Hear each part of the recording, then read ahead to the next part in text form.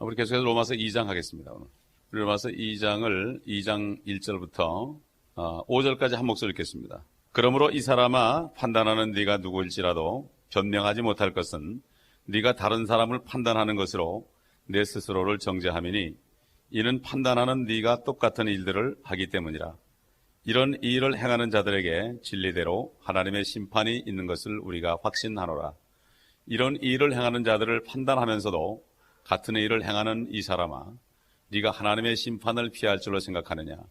아니면 네가 그분의 선하심이 너를 회개하도록 인도하심을 알지 못하고 하나님의 선하심과 관용과 오래 참으심의 풍성함을 무시하는 것이냐?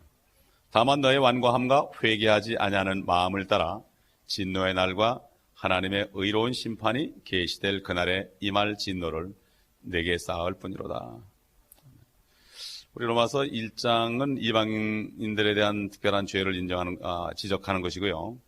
2장은 사실 유대인들을 향한 말씀이기도 합니다. 그리고 2장 서두는 여기 그러므로 이 사람아 할 때 이 사람은 구원받지 못한 사람입니다. 우리가 어떤 사람을 상대로 말씀하는 것인가 이걸 확실히 알지 못하면 잘못된 결론에 이르게 되어 있습니다. 지금 보면은 2장 1절을 잘못 알아가지고 다른 사람을 판단할 수 없다 이렇게 아는 경우가 있는데 사실 그렇지 않습니다.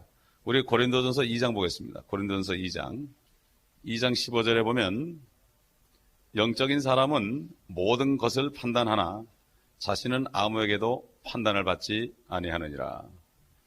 영적인 사람이라는 게 뭡니까? 거듭난 사람이죠. 구원받고 거듭난 사람은 모든 것을 판단할 수 있어요. 그러니까 그 사람 자체를 판단하는 게 아니고 판단은 하되 all things입니다. all things. 모든 것을 판단할 수 있어요. 그 사람이 하는 일 같은 거 이런 것들을 판단할 수 있습니다. 우리가 복음을 전하는 것도 판단입니다. 복음을 전하는 게. 그 사람이 믿지 않는 일을 판단하는 거예요. 그렇지 않습니까? 판단하는 거예요. 내가 판단하지 않으면 내가 죽을 수 있어요. 맹수가 달려들 때 그게 맹수라고 판단하지 않으면 내가 죽는 거예요. 어떤 어리석은 사람은 내가 먹을 걸 갖다 주면은 맹수가 나를 사랑하겠지 그러고 판단을 안 하고 우리 속에 들어가가지고서 동물원에서 실제 있던 일이에요. 주다가 물려 죽었어요, 호랑이한테. 판단할 거를 판단하지 않으면 결국은 문제가 생기는 거죠. 문제가 생기는 거예요. 우리가 너희는 빛과 소금이라고 그랬거든요. 이 세상에서 빛과 소금으로서 소금은 썩지 않게 하는 것이요. 빛은 어둠을 비치는 것이기 때문에 썩어가는 세상, 어둠 가운데 죄 가운데 거하는 세상을 향해서 우리가 저들을 판단하지 않고서는 저들을 구해낼 수 없습니다. 구해낼 수 없는 거예요. 그러니까는 이 판단을 하지 않기 때문에 믿지 않는 사람을 전도해서 왜 예수 안 믿느냐고 그러는 것을 상당히 어떻게 보면은 몰상식하고 예의가 없는 것처럼 생각하는 세대가 돼버렸어요. Don't bother me. 특히 미국 사람들 보세요. 왜 bother 하느냐고 내가 믿든 안 믿든. 그래도 우리는 판단해야 되는 거예요. 그 사람을 위해서 판단해야 되는 거예요. 하나님이 세상을 이처럼 사랑하셨기 때문에 그 판단을 하셨기 때문에 독생자를 이 땅에 보내주신 겁니다. 그 때문에 절대로 전도는 판단이지 누구에게 교만을 행하는 게 아닙니다. 이거는. 죄가 있습니까? 그럴 때 죄가 있다고 그럴 때는 판단을 해가지고 우리가 그에게 복음을 전해야 되는 겁니다. 여기 지금 본문에 있는 이 사람은 구원받지 못한 사람이죠. 구원받지 못한 사람은 아무도 판단할 수 없습니다. 자기가 어둠에 있기 때문에 자기가 판단받을 일을 행하고 있기 때문에 아무도 어떤 것도 판단할 수가 없는 것입니다. 없는 것이에요. 그리고 요한복음 3장 18절 읽겠습니다. 요한복음 3장 18절. 왜 판단을 할 수가 없는가? 또 판단받을 수도 없는가? 3장 18절 읽어보면은 아들을 믿는 사람은 정죄를 받지 아니하나 믿지 않는 사람은 이미 정죄를 받은 것이라. 이는 그 사람이 하나님의 독생자의 이름을 믿지 않았기 때문이라. 믿지 않는 사람끼리는 판단할 필요가 없어요. 이미 판단을 받았습니다. 정죄를 받았습니다. 하나님으로부터. 하나님으로부터 받았기 때문에 믿지 않는 사람끼리는 서로 판단할 수가 없어요. 정죄를 받지 않은 사람이, 믿는 사람이 믿지 않는 사람에 대해서 믿지 않는 일을 판단해서 그 사람이 믿는 길로 인도할 수 있도록, 하나님의 판단에서 벗어날 수 있도록 이렇게 하는 것이죠. 그렇기 때문에 여기 3절에 보면은 이런 일을 행하는 자들을 판단하면서도 같은 일을 행하는 이 사람아, 네가 하나님의 심판을 피할 줄로 생각하느냐? 사실 예수 믿지 않는 사람들이 판단받을 일이 말이죠. 판단받을 일이 술 먹는 일이 아닙니다. 담배 피는 일이 아닙니다. 마약하는 일이 아닙니다. 사실은 판단받을 일이 뭡니까? 예수를 믿지 않는 겁니다. 이걸 잘 포커스를 맞춰야 됩니다. 예수를 믿지 않는 일을 판단하게 되면은 그 사람이 자동적으로 술이나 마약이나 담배나 여러 가지 그 정욕으로부터 노임을 받게 됩니다. 그렇기 때문에 딱 한 가지 참 무엇인가를 해서 지옥 가는 게 아니다. 보통 사람들이 내가 술을 먹기 때문에, 내가 제사를 지내기 때문에, 내가 간음을 했기 때문에, 내가 뭐를 해서 지옥 가는 걸로 알고 있어요. 사람들이 그걸 판단해 줘야 돼요. 당신이 무엇을 해서 지옥 가는 게 아닙니다. 그 일을 판단해 줘요. 그게 아니라 당신이 무엇을 하지 않아서 지옥 가는 겁니다. 대개 내가 무엇을 했기 때문에, 안 좋은 일을 했기 때문에 지옥 가는 줄 착각하고 살아요. 그러나 그게 아니라 예수 그리스도를 믿어야 되는 일을 안 했기 때문에, 딱 한 가지를 안 했기 때문에 지옥 간다고 판단해 줘야 되는 거예요. 요즘에 이거를 제대로 판단해 주지 않기 때문에 내가 술을 먹고 나서 교회를 못 온다. 담배를 먹고 나서 교회를 못 온다. 여러분, 우리 교회 토마스 정 그분은 왜 지금 소극적으로 나오는지 아십니까? 아시는 분 손 들어보세요. 그걸 알아야 돼요, 우리가. 제사 지내는 게 걸려가지고 그분이 적극적으로 못 나는 거예요. 제사 지내기 때문에 나는 안 된다 이렇게 생각하는 거예요. 이걸 제대로 가르쳐줘야 되는 거예요. 가르쳐줬죠.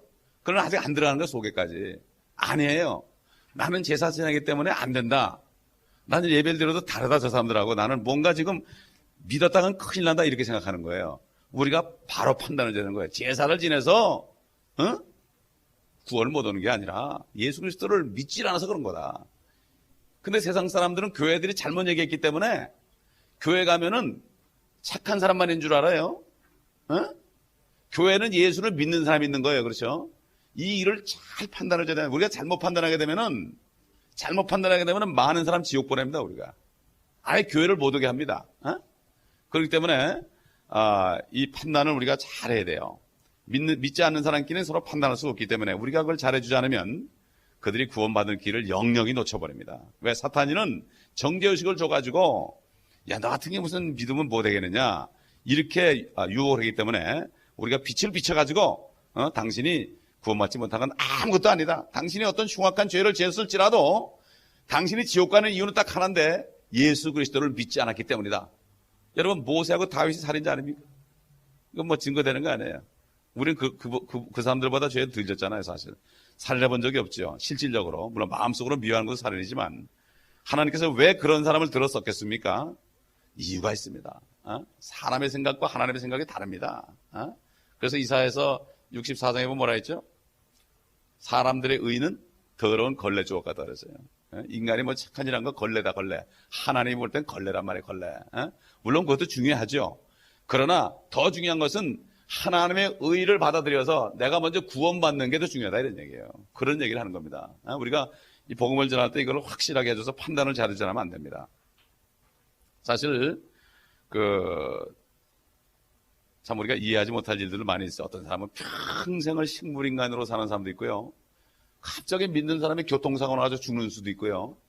여러 가지 비참한 일을 많이 당하죠. 요즘 보면은 참 그 사람을 보면은 정말 뭐 할 말이 없어요. 평생을 앓다 죽는 사람도 있고 참 비참하게 사는 사람 많습니다. 왜 그렇습니까?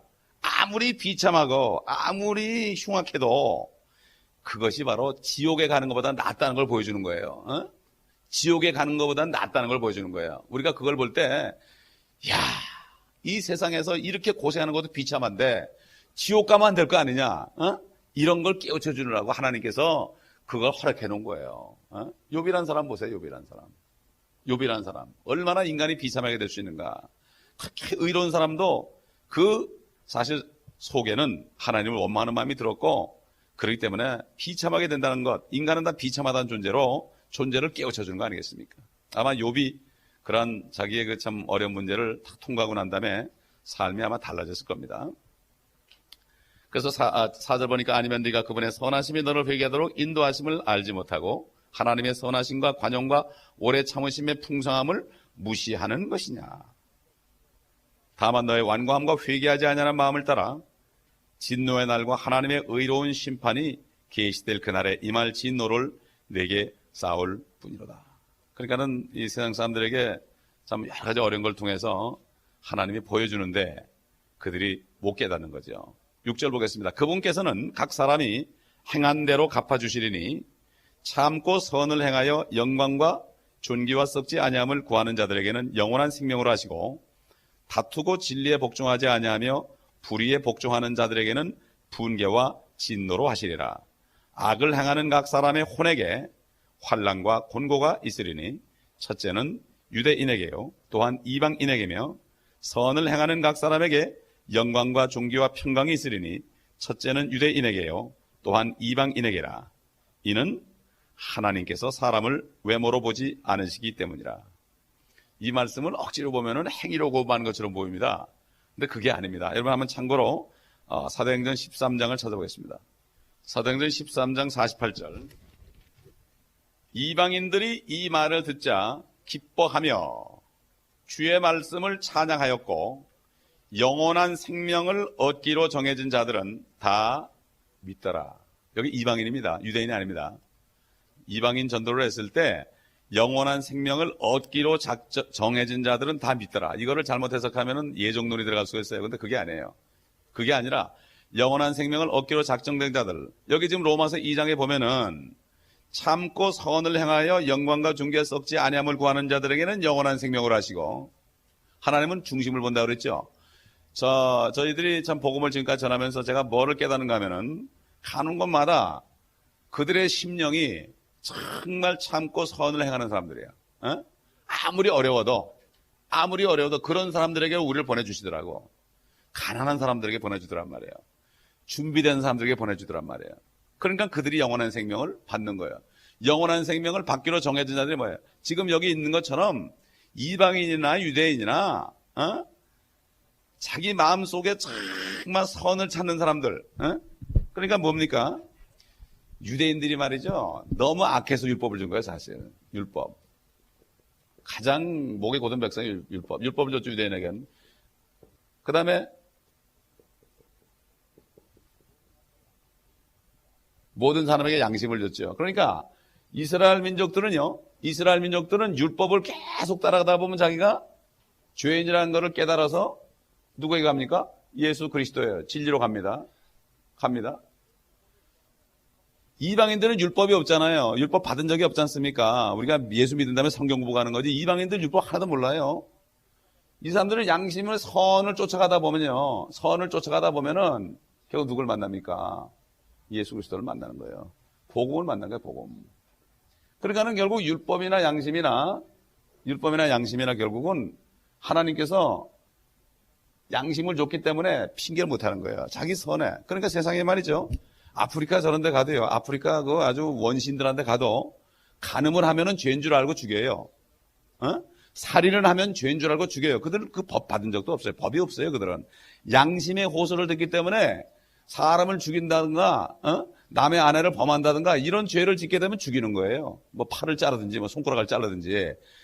그들은 예수도 모르고 하나님도 모르고 율법도 없고 법이 없어요, 아예. 그런데도 양심의 법 때문에 그들이 선을 추구하는 마음이 있습니다. 우리 초등학교 다닐 때 그런 얘기 많이 들었잖아요. 악과 선이 있어가지고 막 저울질한다고. 돈을 누가 잃어버리면 다 눈 감으라 그래놓고 막 양심에다 찔르죠, 그냥. 그러면 그냥 가져간 사람이 그냥 할 수 없이 울면서 고백하게 만들잖아요. 그렇기 때문에 이스라엘 유대인들에게 율법을 줬고 이방인은 양심을 통해서 주님을 만나게 했어요. 그래가지고 양심에 정말 내가 좀 착하게 살아보려고 그런 사람들이 있으면 주님이 사람을 보내가지고 복음을 듣게 하죠. 사도행전 10장 우리 잘 아는 거 보겠습니다. 근데 이걸 잘못 해석하면 예정론으로 그냥 하나님은 무조건 너는 지옥 가고 너는 천국 가라 날 때부터 정해졌다고 이렇게 하는데 그거는 근거가 없는 얘기예요. 이건 지금 성경에 있는 얘기 아니에요, 지금 여기. 사도행전 10장 1절. 가이사라에 고넬료라는 어떤 사람이 있었는데 이탈리아 부대라고 하는 부대의 백부장이더라. 로마인입니다. 이는 경건한 사람으로 온 지방과 더불어 하나님을 두려워하고 이방인인데도 하나님을 두려워하고 백성을 많이 구제하며 하나님께 항상 기도하더라. 그가 그날 제9시경에 환상 속에서 분명하게 보니 하나님의 천사가 그에게 와서 말하기를 고넬료야 하더라. 그러나 그가 그 천사를 쳐다보고 두려워서 말하기를 주여 무슨 일이니까 하니 천사가 그에게 말씀하시기를 너의 기도와 구제가 하나님 앞에 이르러 기억함이 되었노라. 그러니까 여러분 하나님도 전혀 모르는 사람들도 하나님 맙소사 그러잖아요. 하나님 맙소사. 우리 한국에도 속담이죠. 하나님 맙소사. 그건 불교의 승려도 하나님 맙소사. 어떤 불교의 승려가 다리를 건너가다 다리에서 다리를 건너가다 발이 삐걱해가지고 삐걱했다 그랬더니 아이고 하나님 그러더라는 거예요.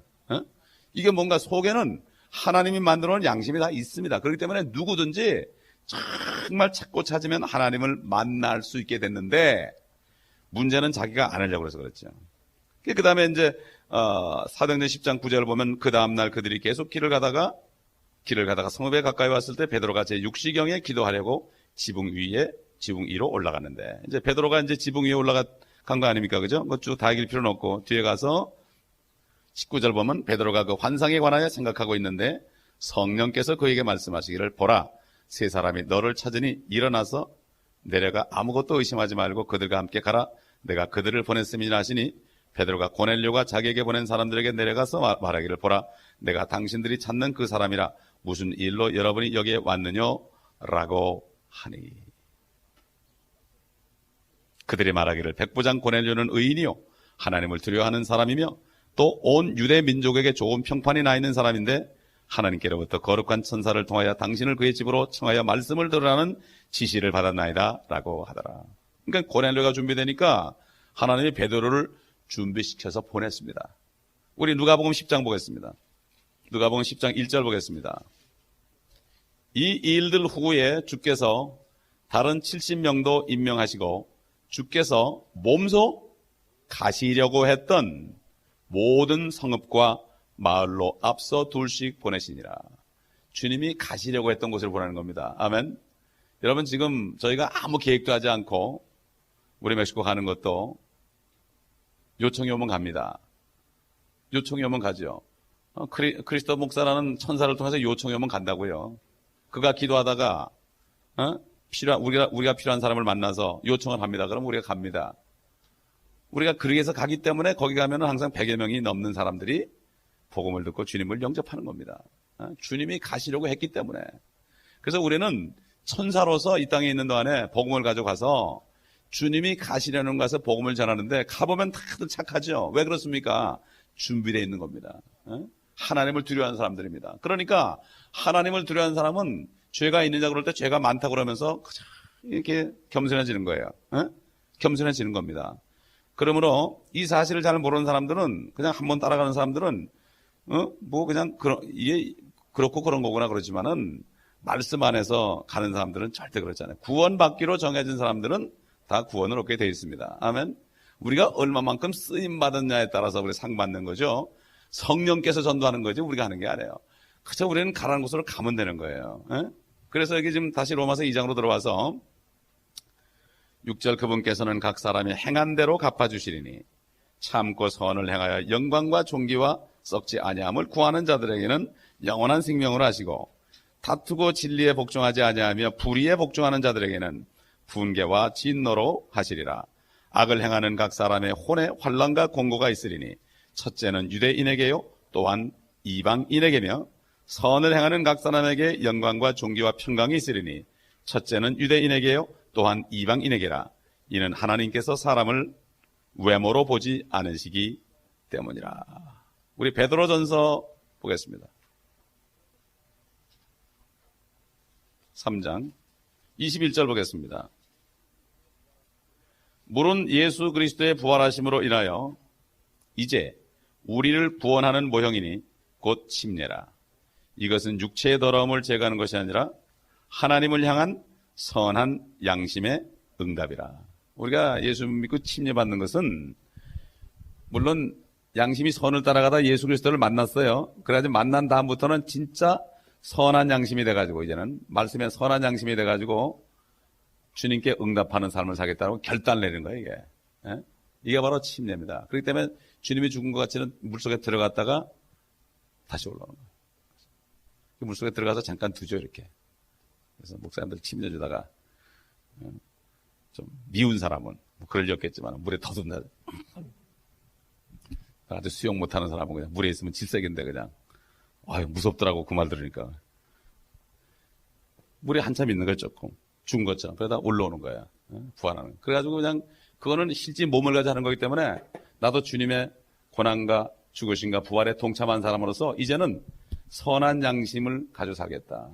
옛날에는 뭣도 모르고 살았지만 이제는 참 말씀에 의한 선한 양심, 순종하는 삶을 살겠다. 이거 응답이다. 이런 얘기입니다.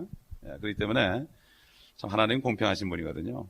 하여튼 유대인들은 너무 못돼가지고 율법을 준 것 같아요. 유대인들은. 그게 보면 멕시칸들이 더 착하지 않아요? 유대인들보다. 유대인들은 막 전도를 하면 말이죠. 어떤 유대인 여자들은 욕을 하고 난리더라요. 길에서 유대인 여자에게 전도했더니 막 욕을 하고 난리더라고. 그래서 참 이러니까 이 사람들이 그렇게 핍박을 받지.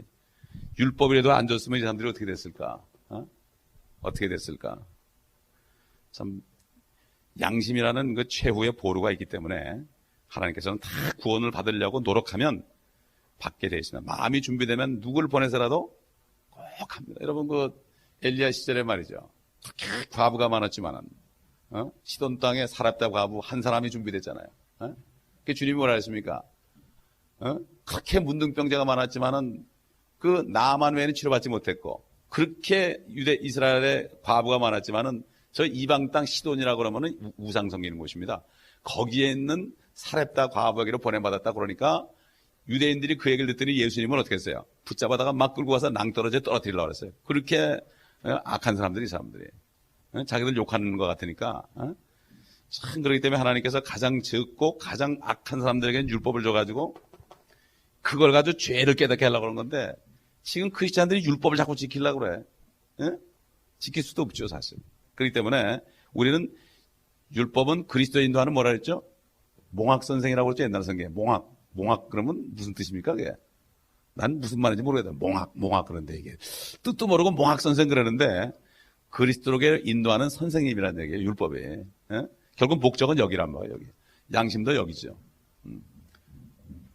오늘 참 2장 말씀을 통해서 우리가 다시 한번 우리의 옛날 삶을 돌이켜볼 수 있습니다. 12절 보겠습니다.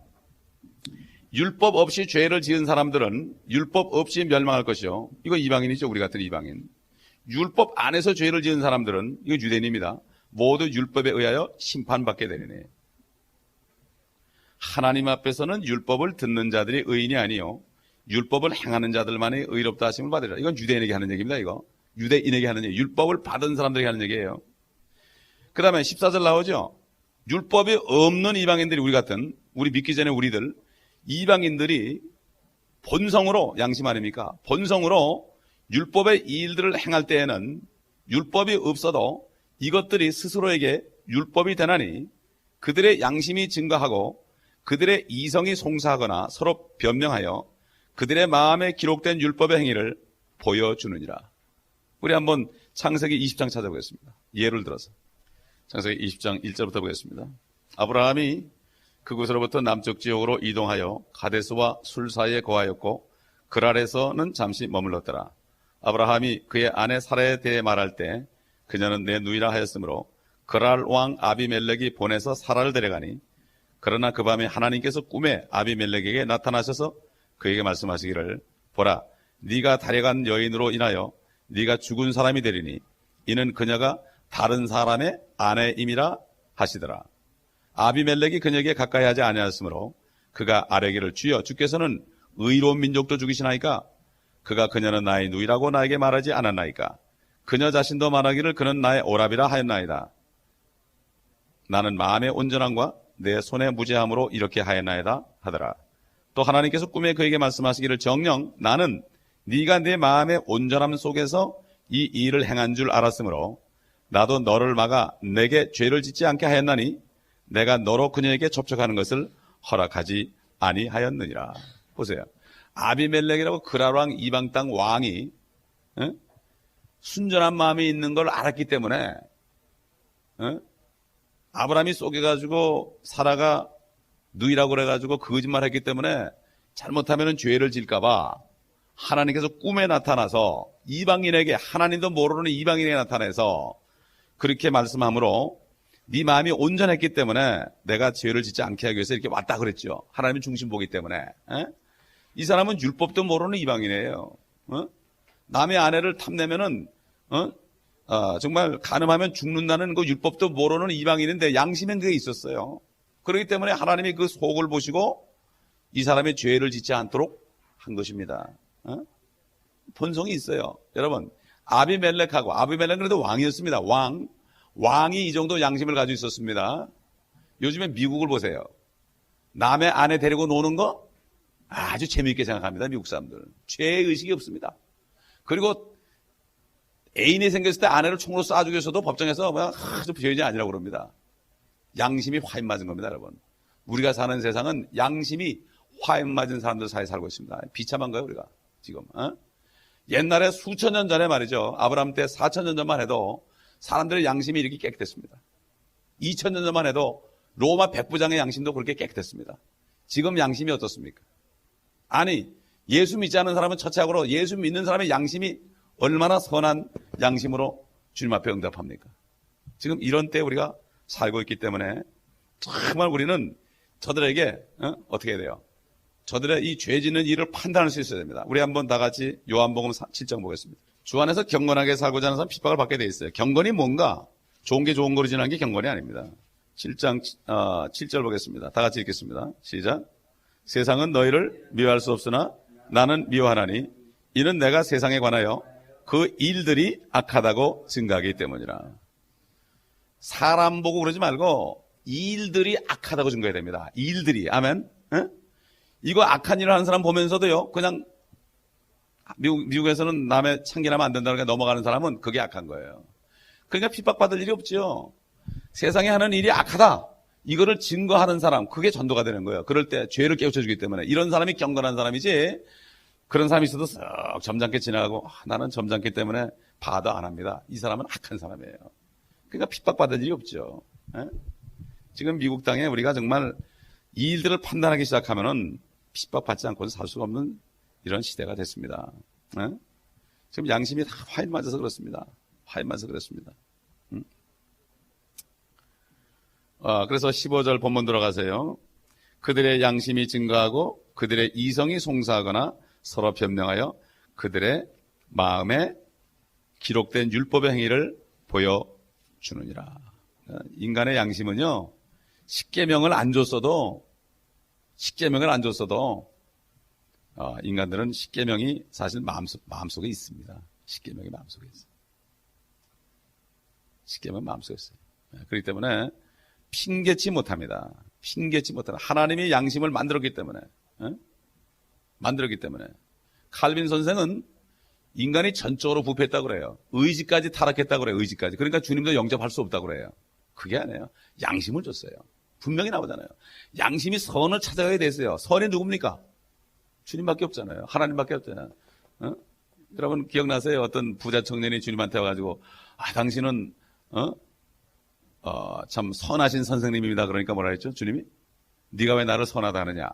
선한 분은 하나님 한 분뿐이시다. 이게 무슨 말입니까? 그럼 자기가 하나님이 아니라는 얘기입니까? 거꾸로 자기가 하나님이라는 얘기예요. 네가 정말 나를 선하다고 그러는데 네가 내가 하나님인 줄 알고 선하다고 그러느냐? 인간 선생으로 알고 선하다고 그러느냐? 너는 나를 인간을 알고 선하다고 그러기 때문에 너는 아첨하는 거지.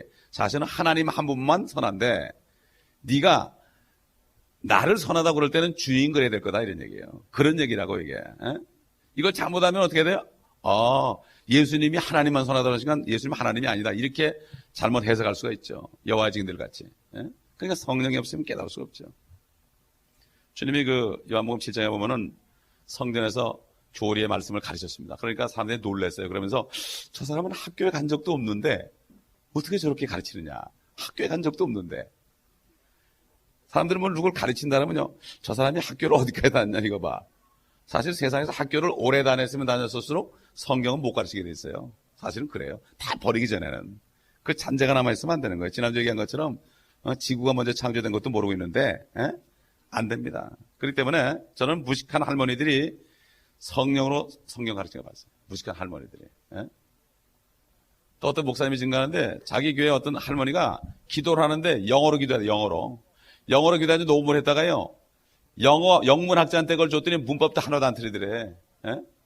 이게 지금 우리 생각에는 그럴 수가? 왜 그럴 수가? 학교에 안 갔으니까.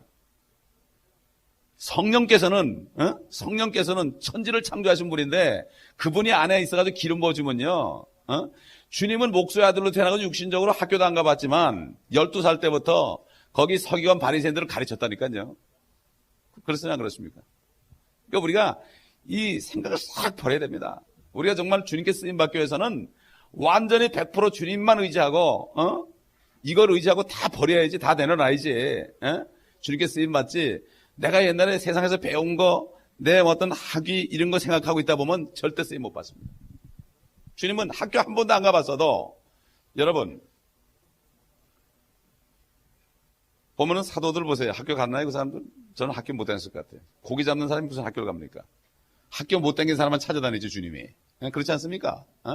학교 못 다닌 사람만 찾아다녔어요 주님이. 다 내려놔야 돼요. 다 내려놔야 돼요. 우리 세상에서 배운 거 다 내려놔야 됩니다. 그래서 제가 엊그제 누구한테 얘기했지만은 이 성경을 번역할 때 다시 좀 하라고. 나 번역한 사람이 오면 얘기할 게 있다고. 사도 바울이 모든 자기 옛날 받은 것을 전부 배설물로 여겼다는데 똥이라고 좀 왜 번역 안 하냐고. 영어로는 똥으로 돼 있는데 왜 똥이라고 그러냐고. 구약에는 똥이라고 해놓고 왜 신약에서 똥이라고 그러냐고. 그럼 뭔가 고상하게나 뭔가 그 사람도 내가 책망하려고 그래. 이 번역한 사람한테 책망 좀 하려고 그래. 왜 똥을 왜 배설물이라고 그러냐고. 똥이 똥이지. 근데 뭔가 그러면 좀 무식해 보이니까 이제 온대요 그분이 한번. 그래서 내가 얘기하려고 그래 만나가지고. 진짜 만나 얘기할 거예요 정말. 책망하려고 그래요. 아니 구약에는 똥 그려놓고 왜 여기는 배설물이라고 그러냐고. 그래서 뭐 좀 깨끗한 게 있는 말이지 그 속에 그 냄새 나는 게 말이야. 하나 쓸 게 없습니다. 세상에서 배운 거 하나 쓸 게 없어요.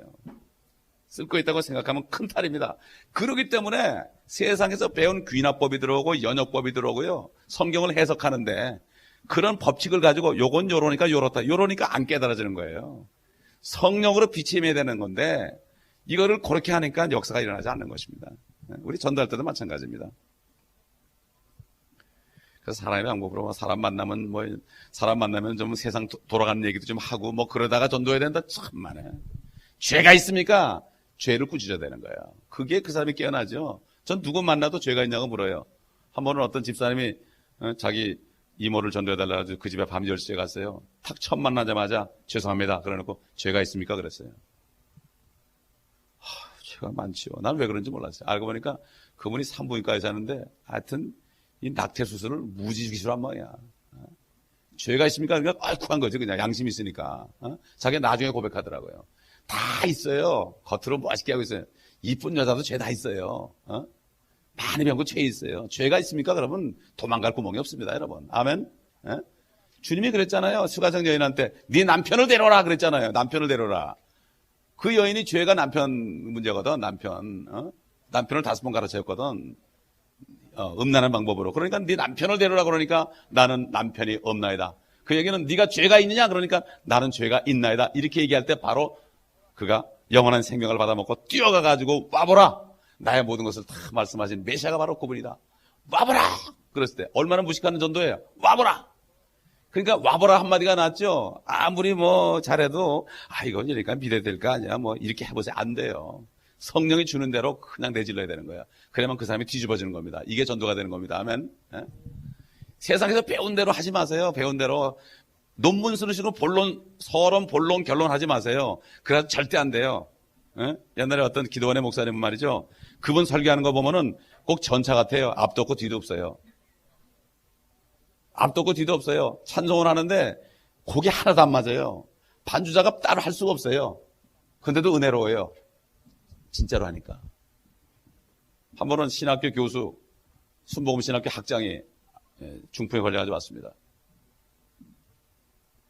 사모님이 교회에서 쫓겨났죠. 장로들한테. 쫓겨나가지고 이제 기도원에 갈 데가 없으니까 기도원에 왔는데 사흘을 금식하러 왔는데 첫째 금식하는데 그 목사님의 설교에 들으니까 이건 무식하거든. 자기가 배운 신학 박사가 2개 있는 사람인데 자기가 배운 거하고 설교하게 나오는 거 설교하고 다르거든. 그러니까 화가 나니까 그냥 내가 이 무식한 사람 밑에 들어야 되냐고 가겠다고 막 화를 냈다. 그러니까 사모님이 지혜로운 분이에요. 가긴 가는데 그 사흘인데 사흘만 있다 갑시다 그런 거예요. 그분이 둘째 날 됐는데 엉덩이를 들어가지고 질질 방석을 끌고서 중간쯤 앉았어요. 중간쯤. 셋째 날에는 맨 앞에 앉았어요, 이분이. 그러다 셋째 날에는 기도를 받고 팍 깨져버렸어요.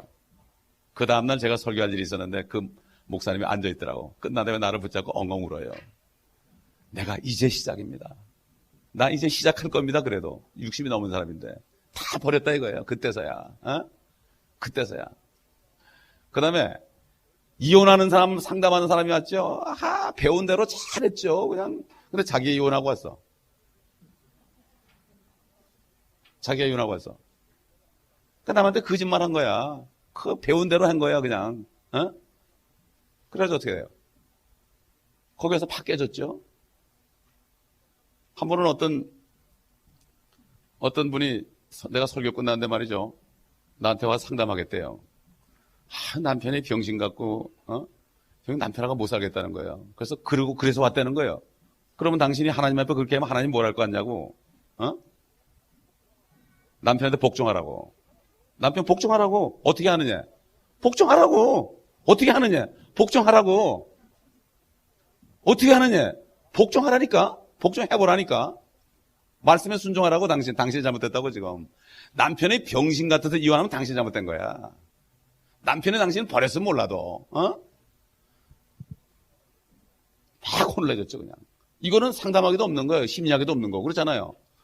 아내는 무조건 남편에게 복종하라고 그랬지, 남편이, 좀 똑똑하고 기운 좋을 때 복종하라는 게 아니다. 무조건 복종하라고 그랬다. 순종보다 더한 겁니다, 복종은. 그랬더니, 갔어요. 혼나고 갔어요. 그 다음번에 또 왔어요, 그분이. 얼굴이 밝아왔어요. 그게 어떻게 또 왔어? 그랬더니, 목사님 가서 하니까, 복종을 하니까 되더라고 그래? 복종하니까 남편이 이뻐 보이고, 복종하니까 마음이 평강이 오더라는 거예요. 자기 때문에 그런 거 모르는 거예요, 자기 때문에. 그래서 책을 하나 선물 가져왔다고 나한테. 이런 경험이 있어요. 우리가요, 정말 그걸 꾸짖을 줄 알아야 됩니다. 아멘. 꾸짖을 줄 알아야 돼. 그래야만 그 사람이 깨지는 거예요. 학교에서 배운 대로 이렇게 하고, 이렇게 하고, 이렇게 하고, 죄만 지적해 준다는 거예요. 말씀대로. 그래 그 사람은 살리는 겁니다. 아멘. 예. 그래서, 아멘 소리를 안 하시네요.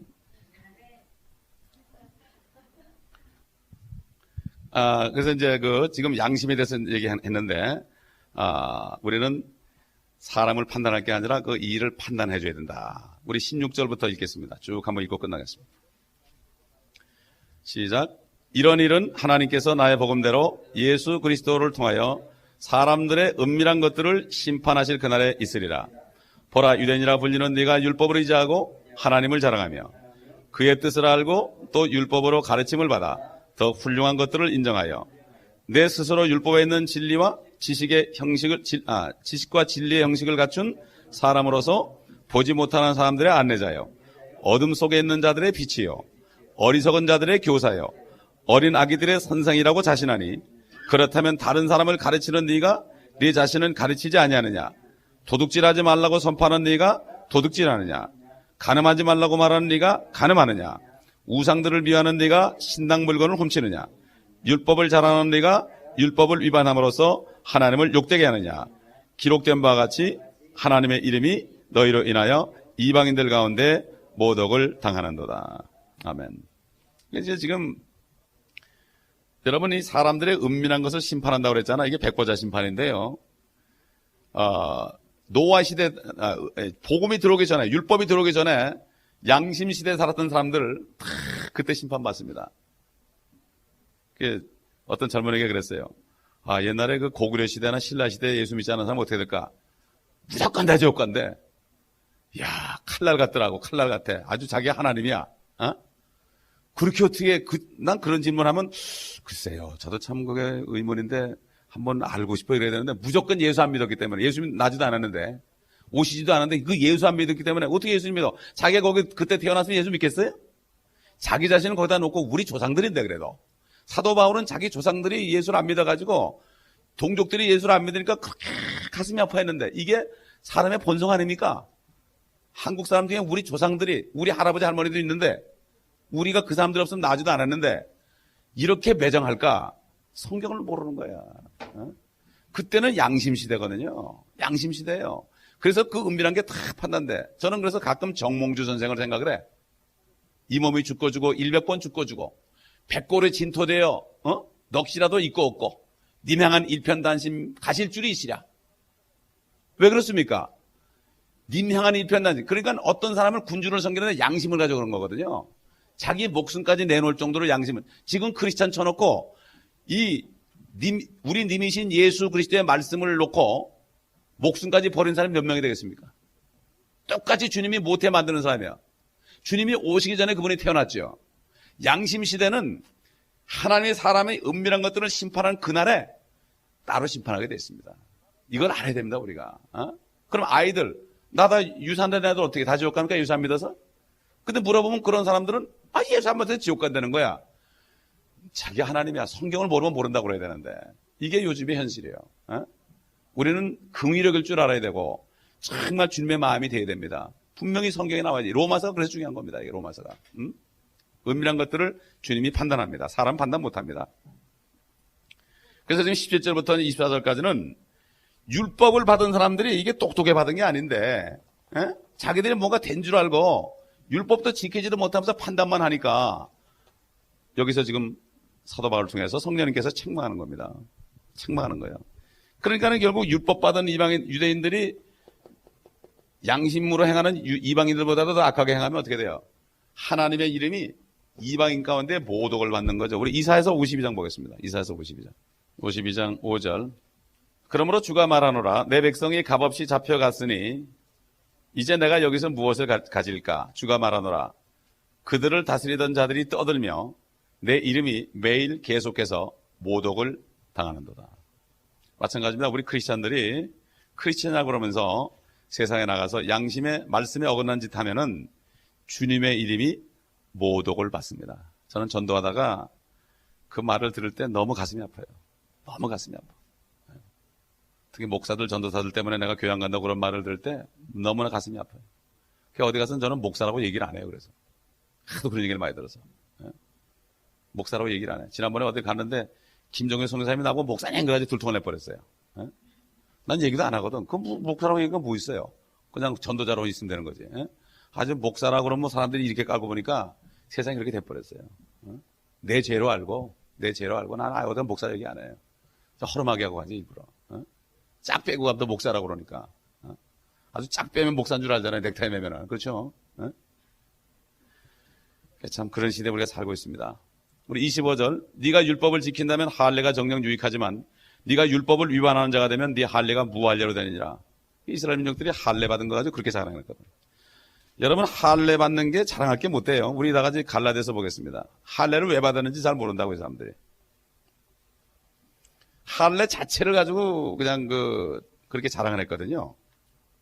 5장 보겠습니다. 갈라디아서 5장 2절 보겠습니다. 보라 나 바울이 너에게 말하노니 만일 너희가 할례를 받으면 그리스도께서 너에게 모두 아무 유익이 되지 못하리라. 내가 할례 받은 모든 사람에게 다시 증거하노니 그는 온 율법을 행할 의무가 있는 자라. 할례 받았다는 얘기는 율법을 100% 행해야 될 의무가 있어요. 그러니까 할례를 딱 받고 나면은 율법을 안 지키면 죽게 돼 있다고요. 그런데도 이 바리새인들은 예수를 믿고 나서도요 할례도 받겠다고 그런 거예요. 할례를 받겠다고. 그 뜻도 모르고 할례 자체가 자기들 특권인 줄 알고. 이게 문제예요. 이 특권의식, 선민의식. 율법 받은 게 무슨 똑똑해 받은 게 아니거든 사실은. 악해서 받은 건데 사실 따져보면. 가장 약하고 악하고 그래서 받은 건데 잘 모르는 거죠. 그러니까는 그 할례 율법을 지키면은 본문 들어와서 할례가 유익하지만 율법을 위반하면 할례가 무할례가 된다는 거예요. 차라리 안 받은 것만도 못한다는 얘기입니다. 26절 보겠습니다. 그러므로 만일 무할례자가 율법의 의를 지킨다면 그의 무할례를 할례로 여길 것이 아니냐. 그러니까 이방인이 양심에 나타나서 율법의 의를 지킨다면은 그 무할례가 오히려 할례가 될 게 아니냐 이런 얘기 하나님 편에서 볼 때는 물론 칼을 몸에 대진 않았지만 실질적으로 그렇게 인정받지 않겠냐 이런 얘기죠. 또 27절 본래 무할례자가 율법을 온전히 지키면 법문과 할례로서 율법을 범하는 너를 판단하지 않겠느냐. 주님이 그랬죠. 주님의 복음을 안 들어먹으니까 마태복음 12장 41절 옛날 요나의 증거로 니느웨 사람들이 회개했다. 요나보다 더 큰 이가 여기 있느니라. 또 그 다음에 그 남방왕 여인이 지혜를 구하러 왔단 말이죠. 솔로몬에게. 그런데 솔로몬보다 더 큰 이가 여기 있느니라. 이렇게 증거했습니다. 주님이 증거했어요. 그 아시리아 그러면은 니느웨 그러면 가장 포악한 민족인데 그 민족들이 요나의 전도를 받고 회개했어요. 근데 요나보다 더 큰 예수님이 하는 건 안 받아들여요. 그러니까 유대인들이 더 악하다 이런 얘기예요. 더 악하다. 그러니까는 나중에 심판대가 되면은 니느웨 사람들이 너희를 심판할 것이다. 맞는 얘기예요. 주님 시대에 주님을 핍박하던 유대인들을 누가 심판하느냐? 주님이 할 것도 없어요. 뭐 하라고 주님이 합니까? 시간 낭비지. 니느웨 사람이 심판하게 하겠다. 이게 실제 일어날 거야 앞으로. 주님이 농담한 게 아닙니다 절대로. 그 다음에 뭡니까? 28절. 표면적 유대인이 아니요 표면적 육체의 할례가 아니라 내면적 유대인이요 할례는 마음의 할례니 영에 있고 법문에 있지 않은 것이라. 그들의 찬사는 사람들에게서가 아니라 하나님에게서니라. 이 얘기를 잘못 해석을 해가지고요. 내면적 유대인이지. 그러니까 저 유대인은 버림받았고 예수 믿은 사람이 우리가 유대인이야. 그래가지고 이단들이 엄청나게 나온 거예요. 이단들이. 여호와의 증인 많죠. 몰몬교도 있고. 그래가지고 유대인의 약속은 하나도 다 없고 자기들 취해버린 거예요. 심지어 한국에 어떤 사람은 14만 4천도 한국 사람이라는 사람도 있죠. 그렇지 않습니까? 그러니까 이게 성령 안에서 깨닫지 못해서 그래요. 내면적 유대인이 뭡니까? 그 나다네엘을 주님 만났을 때 너에게 간사함이 없구나. 그러니까 네가 무화과나무 아래서 너를 봤다. 그러니까 깜짝 놀랐죠. 당신은 메시아라고 그랬죠. 마음에 간사함이 없이 하나님의 말씀을 지키는 사람, 이런 사람이 유대인이지 할례 받고 율법만 받았다고 유대인이 아니다. 이런 얘기입니다. 그게 바로 내면적 유대인입니다. 우리 크리스찬들은 영적인 유대인입니다. 내면적 유대인이 아니라 영적인 유대인입니다. 그러니까 영적인 유대인으로 해서 아브라함의 자손이 된 겁니다. 우리가. 그러나 진짜 물리적으로 육신적으로 아브라함의 자손은 영원히 갑니다. 영원히 가. 그러니까 우리는 이걸 절대 잊어버리면 안 됩니다. 그래서 성경을 보게 되면은 앞으로 새 하늘과 하늘들이죠. 왜 하늘들입니까? 하늘이 많죠. 새 하늘들. 그 다음에 새 땅이죠. 그 다음에 하늘에 뭐가 있습니까? 새 예루살렘이죠. 이렇게 있어요. 새 땅에는 주님이 오시면 유대인들이 예루살렘. 여기 새 예루살렘이 아닙니다. 예루살렘. 에스겔서 48장 보면 말이죠. 이 새 예루살렘의 성곽에 다 치수가 나와 있어요. 성곽의 치수. 그 다음에 새 예루살렘 성곽의 치수 나와 있어요. 12,000 스타디온.